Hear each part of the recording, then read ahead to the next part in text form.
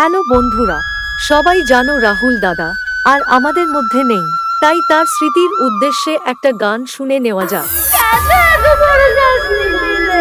কেন? আমরা তো শুধু ভালোবেসেছিলাম। ভালোবাসা নয় কোনো অপরাধ, তবু কেন নিরাশায় কাটে রাত? Edit by SP status, Nandigram, Kanchannagar থেকে।